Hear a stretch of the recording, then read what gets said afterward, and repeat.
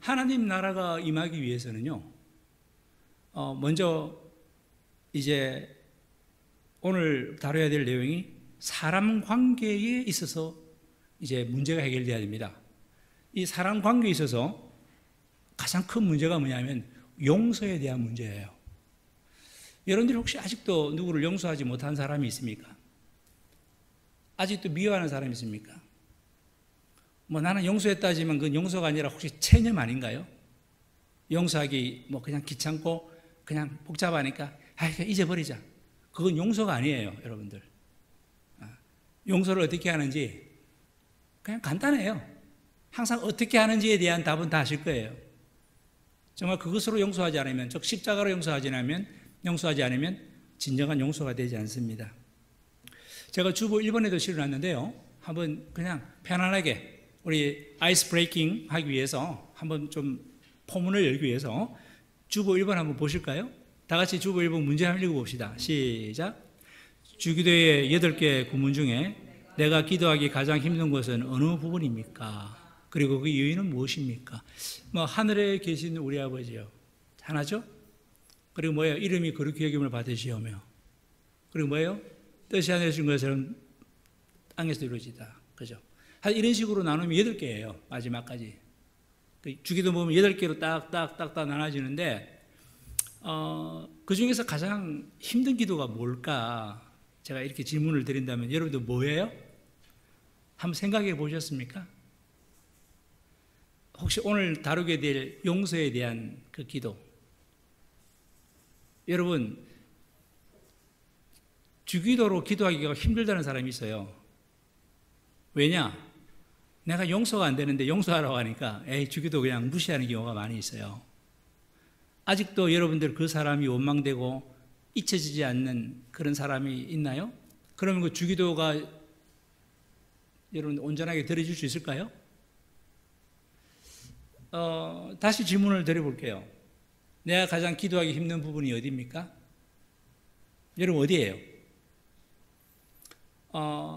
아마 어쩌면 용서에 대한 문제를 다룰지 모르겠지만 저도 이제껏 저도 그게 좀 힘들었었어요. 근데 제가 지난 주일날에 설교하고 난 다음에 바뀌었어요. 일용할 양식을 구하는 게 가장 힘든 기도구나 라는 걸 알게 됐어요. 왜냐? 분명히 지난주에 뭐라고 말씀했습니까? 일용할 양식 이외에 우리에게 훨씬 많은 걸 하나님이 주셨습니까? 안 주셨습니까? 주셨기 때문에 이것을 하나님 나라와 뜻에 맞춰 쓴다는 게 이게 사실 쉬운 일이 아니거든요. 그 기도가 더 힘들다라는 것을 저는 솔직히 고백을 합니다. 자, 근데 여러분들 오늘 제가 중요한 단어를 몇 가지 좀 적고 시작할게요.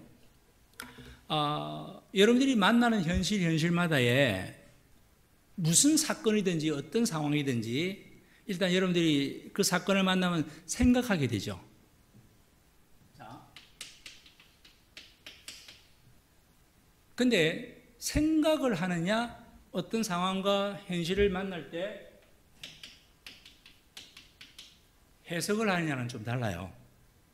이 생각의 주체는 철저히 나입니다. 주체가. 그러나 이 해석의 주체는 물론 내가 생각은 하지만 그러나 주체가 누구냐면 하나님입니다. 이게 완전히 다르죠. 그래서 오늘 이 주기도문을 제가 오늘 이 짧은 요 단어를 통해서 주기도문 전체를 제가 새롭게 해석할 수 있는, 정확하게 해석할 수 있는 열쇠를 제가 얻은 기분이에요. 그렇구나. 예를 들어 볼게요. 성경 말씀 모든 것을 우리가 생각이냐 해석이냐의 차원에서 베드로가 그랬죠. 예수님, 누가 나한테 잘못을 했는데 내가 몇 번 용서해야 됩니까? 7번만 하면 되나요? 예수님이 뭐라고 말씀하셨습니까? 그 7번을 70번씩 하라고 그렇게 말씀을 하셨어요. 그 마태복음 18장 22절 한번 보실래요, 여러분들? 마태복음 18장 22절에 예수님이 뭐라고 했습니까? 7번뿐 아니라 몇 번요? 다 같이 여기 뭐라고 해서 7번뿐 아니라 몇 번? 그러니까 7번뿐 아니라 70번씩. 그러니까 7 곱하기 70이에요. 몇 번이죠, 그러면? 490번. 근데 이걸 잘 보시면요. 예수님은 횟수를, 용서의 횟수를 말하는 게 아닙니다. 차라리 저는요, 뭐 힘들겠지만 사람들이 이 사람 나에게 뭔가 잘못하고 저 사람 나에게 잘못하고 또 다른 사람이 나에게 잘못해서 490번 내가 누가 나한테 잘못하면 뭐 그래요. 제가 용서할 수 있어요. 490건 횟수로. 근데 동일한 사람이 똑같은 사람이 490번 나에게 잘못한다면 그게 용서가 상당히 힘들 겁니다. 다르죠? 그럼 예수님께서 이건 횟수가 아니기 때문에 이 말씀은 무슨 말씀일까요? 바로 뭐냐면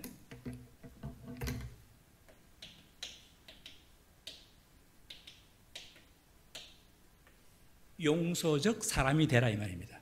말을 한번 만들어 볼게요. 이렇게 용서적 사람 한번 따라 합시다. 용서적 사람.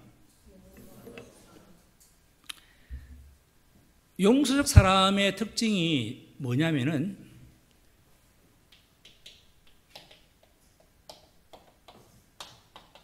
피해의식이 없어요. 피해의식이.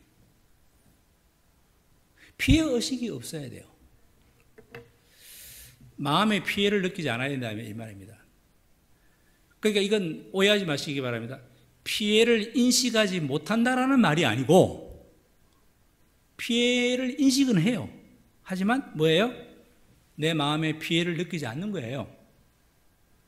뭐 대표적인 예로는 뭐 스데반을 예를 들 수 있겠죠. 뭐 그럼 여러분들 각자 한번 생각해 보십시오. 야, 피해의식을 느끼지 않는 사람.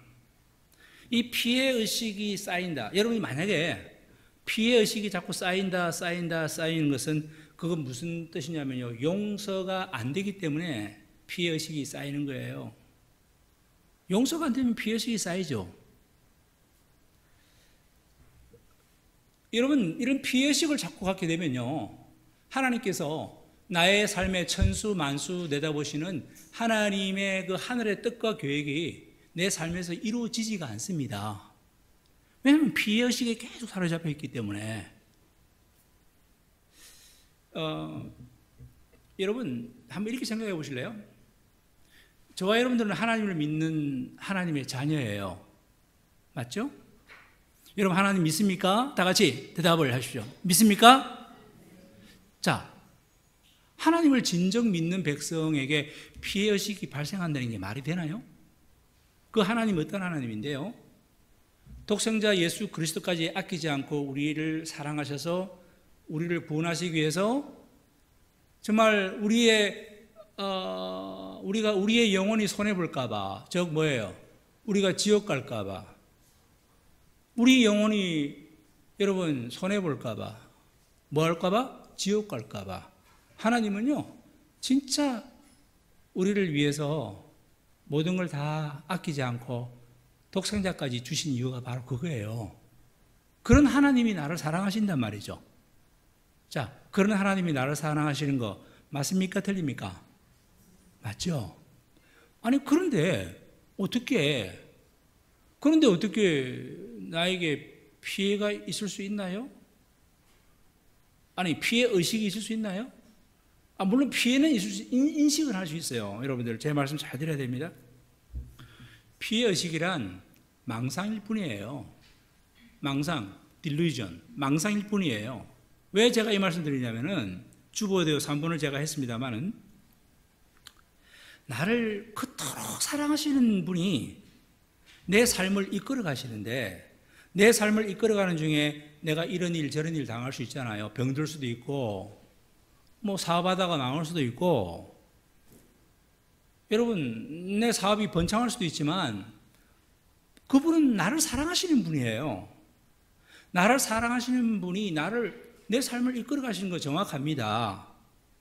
그러다가 내가 때에 따라서는 사고로 내가 몸을 다칠 수도 있잖아요. 사고로 몸을 다친다고 해서 하나님이 나를 인도하지 않는 건가요? 그래서 하나님이 나를 사랑하십니까? 사랑하지 않습니까? 계속 사랑하시는 거 맞잖아요. 여러분, 나를 사랑하시는 분이 내 삶을 이끌어 가시는데 손해가 있다? 그 우스운 거 아닙니까? 제 말이 틀렸나요? 그러니까 저와 여러분들에게는 손해란 있을 수가 없다. 왜? 우리는 누구기 때문에? 하나님의 자녀이기 때문에. 됐나요? 명확하지 않습니까? 이런 마음으로 살아가 보십시오, 여러분. 그래서 여러분, 나를 사랑해서 외아들까지 주신 그분이 나에게 뭘 안 주시겠습니까? 다 주실 수도 있습니다. 또 안 주시는 것은 또 하나님께서 나를 다스리기 위해서 안 주시는 거예요. 이걸 주면 안 되겠기에, 이걸 주면은 우리의 영혼이 손해가 될까봐 안 주시는 거예요. 여러분, 한번 우리의 생활 속에서 일어나는 삶을 한번 예를 들어 봅시다. 아니, 어느 날 갑자기 사장님이 나를 해고했어요. 해고. 너 해고야. 세상에 청천벽력이죠. 자, 그 사장님의 마음을 보고 계시는 하나님도 있고, 내가 해고당하는 현장에 하나님 다 알고 계시고 있어요. 근데 하나님께서 나를 해고당하도록 내버려 두셨어요. 여러분, 그게 나에게 피해가 온 거예요? 잘 생각해 보세요. 그게 나에게 피해가 온 거예요? 그게 어떻게 나에게 피해가 될 수 있어요? 하나님이 다 알고 계신데, 하나님께서 사장 마음 다 알고 있는데, 내가 해고당하는 거 다 알고 계시는데, 하나님 알고 계십니까? 모르고 계십니까? 한번 대답해 보세요. 알고 계십니까? 모르고 계십니까? 알고 계시면 나에게 그게 손해예요, 아니에요? 손해? 아니에요. 이해되세요, 여러분들? 만약에 사장님이 나를 해고시킨 것이 나에게 피해다, 손해다, 막 피해의식에 사로잡히게 되면, 그럼 여러분들은 하나님의 권위와 하나님보다도 사장님의 능력과 권위를 하나님보다 더 위에 두는 것밖에 안 되는 거죠. 여러분, 이런 참 쉬운, 아주 말은 어렵지 않습니다. 그런데 이게 여러분들 삶 속에서 전혀 이게 체감되지 않고 살아가지 않으니까 저게 뭔 말인가 이렇게 쉽죠. 우리가 그렇게 살아왔단 말이에요. 잘못 살아왔다 이 말입니다. 로마서 8장 38절 39절 한번 자막이 나오면 한번 읽어봅시다. 자, 내가 확신하노니, 자 38절 시작. 내가 확신하노니 사망이나 생명이나 천사들이나 권세자들이나 현재일이나 장래일이나 능력이나 높음이나 기쁨이나 다른 아무 피조물이라도, 자 여기까지. 그러니까 어떤 무슨 상황과 무슨 사람이든 무슨 사건이든 무슨 피조물이라도, 그 다음 뒤에 말 우리를 시작. 우리를 우리 주 그리스도 예수 안에 있는 하나님의 사랑에서 뭐한다? 끊을 수 없느니라. 보세요, 여러분들. 이렇게 명확하게 사도 바울 스님이 우리한테 말씀해 주고 있지 않습니까? 좀 우리 또 현실로 돌아와 봐요. 시어머니가 아니 나한테 이유 없이 박해해요. 시어머니가 그래서 나는 내 인생이 불행하다라고 생각이 되어집니까? 그건요 불신앙이에요. 시어머니가 누군데 시어머니의 박해가 내 인생을 불행하게 할 수 있다라고 여러분들이 그렇게 생각한다는 것은 그건 불신앙이라고요. 이제 이해되세요, 여러분들? 남편이 실직됐어요. 그게 뭐 대단한 일이에요. 하나님 다 알고 계시는데, 한번 따라합시다. 하나님 다 알고 계시는데, 시작. 다 알고 계시는데, 하나님께서 남편 사랑하고 나도 사랑하고 우리 가족도 사랑하시는데, 아니 실직한 거 그게 뭐 나한테 무슨 그렇게 큰 피해가 된다고 그렇게 난리예요? 그거 난리 부리는 거는요, 그렇게 난리 부리는 거 불신앙입니다. 하나님께서 다 알고 계시는데 그 일이 나한테 손해가 될 수가 없다 이거예요. 하나님의 분명한 뜻과 인도하심이 있다 이거예요. 아니 좀 쉬면 쉬는 거고 하나님의 인도하심이 있다니까요, 여러분들. 누가 내 돈 떼먹고 도망갔어요. 많은 돈을 떼먹고 도망갔어요. 나한테 그 돈이 어떤 돈인데. 근데 그 사람이 나한테 아예 사기치기로 결정한 때부터 그 사람이 돈 떼먹고 도망가는 것까지 우리 하나님 다 알고 계신다고요. 그런 하나님께서 내 인생을 이끌어 가시는 하나님, 돈 떼먹고 도망간 그 사람, 그런 상황을 맞이하는 나, 하나님이 내 인생을 이끌어가고 있는 중이라고요. 그러니까 그 돈 떼먹은 사람 원망할 거 없습니다. 그냥 하나님께서 나를 인도하시는 가운데 그 사람이 악역을 담당했을 뿐이에요. 그렇죠? 그러니까 기도해봐요, 여러분들. 기도. 그런 상황에 하나님, 저렇게 돈 떼먹고 도망가는데 하나님 아버지, 저야 피해볼 게 있겠습니까? 하나님이 내 아버지신데 내가 어떻게 피해를 보겠습니까? 아니 그가 말이지 돈 떼먹기로 결정할 때부터 도망갈 때까지 하나님 그의 생각도 하시고 도망가도록까지 하나님께서 허락하신 것이라면 제가 손해볼 것 있다 없다? 자 같이 있다 없다? 없다 이거죠. 그러니까 이렇게 기도하세요. 남의 돈 떼먹는 저 영혼 불쌍히 여겨주세요. 어때요 여러분들? 여러분들이 피해의식을 가지면 안 된다 이거예요. 하나님이 내 하나님이고 다 아시는데 됐습니까? 세상 사람들은 이 말을 이해 못할 겁니다. 아니 이해 못하면 어떻게 하려고? 계속 피해의식 속에 살 거예요? 그 스트레스 속에서 그냥 내 경색, 그냥 엉망이 돼서 그냥 나중에 몸 다 망가지려고 그러십니까? 어리석다니까요, 어리석다니까. 하나님의 인도하심이 있다니까요. 이거 모르죠? 여러분들은 아셔야 됩니다. 물론 그래요. 막 피가 거꾸로 솟죠. 나를 속이는 저 사람 보면. 어떻게 피가 거꾸로 쏟는데 어떻게 내가 용서적 사람이 될 수 있냐 이거예요. 응? 목사님이 아무리 용서해야 되는데도 그게 용서가 안 되는데 어떻게 해야 됩니까? 어떻게 해야 됩니까? 십자가 붙잡고 죽어야죠. 간단하다고요. 십자가를 붙잡고 지금 나에게 형성된 그 모든 삶에 대해서 죽어야 됩니다. 또 기도해 봅시다. 또 기도해 봐요. 하나님, 나 2000년 전에 주님과 함께 죽었습니다. 죽은 자가 무슨 피해의식을 느낄 수가 있겠습니까? 어떻게 제가 손해를 입을 수 있습니까? 죽은 자인데. 나는 죽은 자야. 나는 죽은 자야. 십자가에 예수님과 함께 죽은 자야. 그런 자가 피해의식을 느낀다는 건 말도 안 돼. 말도 안 돼. 그러면서 자꾸 나를 타일러야 돼요. 알겠지 너? 내가 나를 타일러야 돼요. 이렇게 타일러야 된다니까. 그리고 해석을 잘해야 돼요. 자, 오늘 포인트는 이거예요. 이렇게 해석을 지금 제가 생각 속에 빠져들어가면 피해의식에 사로잡히지만 해석을 이렇게 하면은 하나님 입장에서 해석하니까 피해의식이 있겠어요? 없겠어요? 없을 수 있잖아요. 충분히. 아니 여러분 어떻게 사시려고?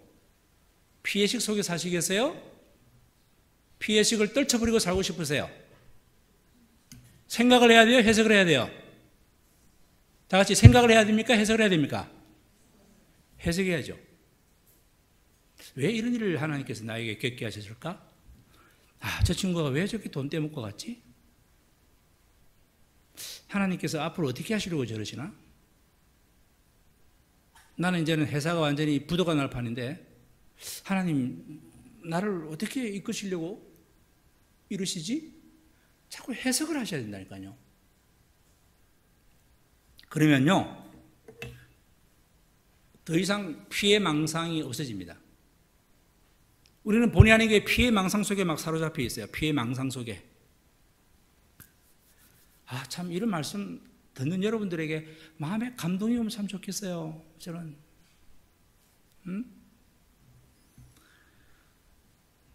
십자가를 내가 붙잡았더니, 그랬더니 내가 생각지도 않은 용서적 사람이 되더라 이거예요. 나는 십자가 붙잡고 그냥 내 피의식을 다 사라지고 그 사람을 용서했더니 하나님이 나를 용서하시네. 우리가 죄지은 자를 사해 준 것처럼 정말 우리 죄를 사해 달라는 이 기도가 바로 이 기도예요. 오늘 본문이 그런 뜻이에요. 기가 막힌 기도죠. 정말 기가 막힌.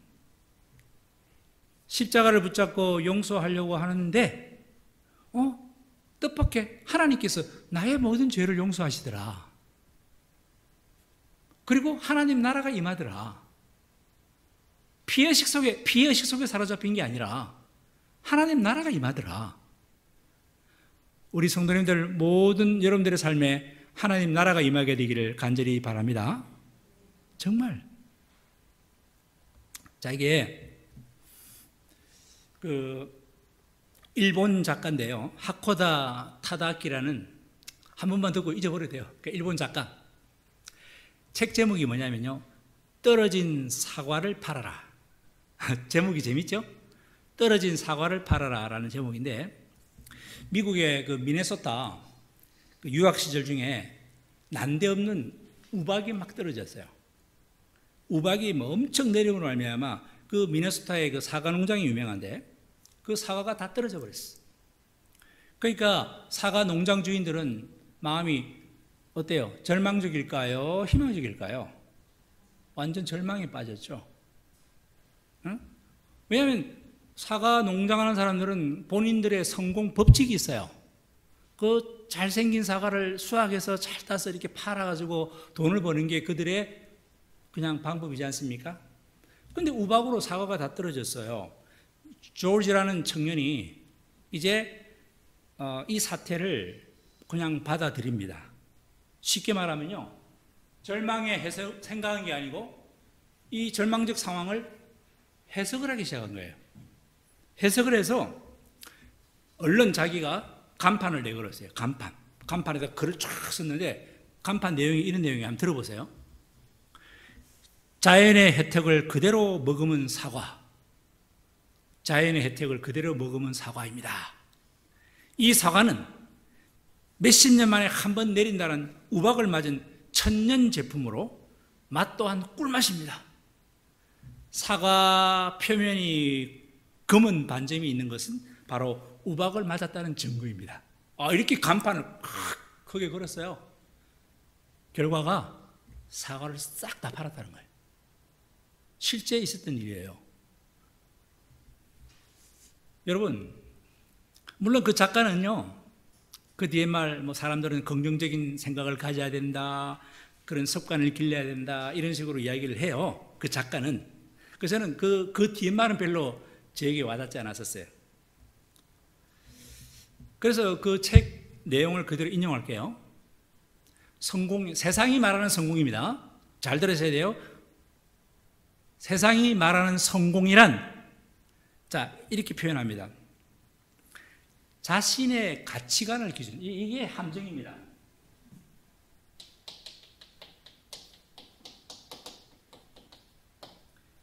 자신의 가치관을 기준으로, 그 다음 잘 들어보세요. 원하는 것을 손에 넣는 것. 그게 뭐예요? 원하는 것을 손에 넣는 것? 해보죠.